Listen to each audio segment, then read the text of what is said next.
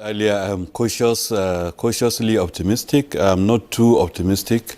I know, for example, that, like you said, the culture of Nigerians is normally, even Nigerians abroad, they find it difficult sometimes to key into the total credit system they have over there. A Nigerian will go into a mortgage and will want to get out of it as quickly as possible. That is the typical Nigerian, even in the Western world. They will rather own whatever they have.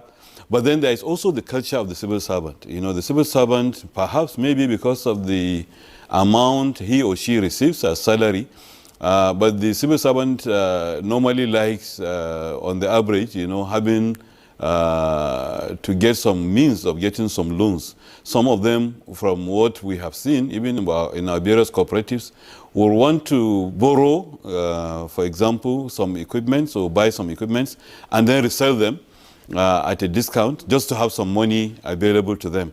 So to this extent, I believe this will, we'll see some progress, we'll see some movement in terms of actually people participating. And I'm sure Credit Corps will see a huge number of applicants, that the 100 billion may not even be able to support. But like I said earlier, I think what we are doing is we are introducing some tenets, some processes, some approaches which are very common in the Western world into our own lexicon here.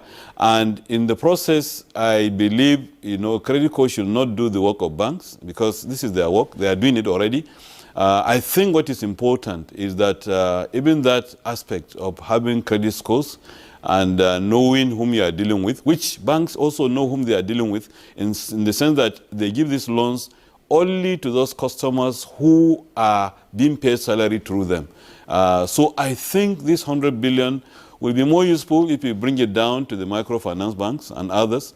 The bigger banks are spending much more than this actually in their own portfolio doing consumer credits. The only thing which I believe the corporation is trying to promote is the fact that they want to encourage these banks because they would rather do big ticket transactions rather than consumer transactions. They don't give them much attention, but nonetheless, several billions or perhaps trillions are already been invested by these banks, the bigger banks in this sector. I think it will be perhaps more useful with the microfinance banks, and like the MD said, they have the technology to monitor everything, and with that I believe there will be some progress, and we see some improvements in terms of the GDP slightly, because this will impact GDP slightly as we move on. But like I said, I'm just cautious, and I hope it works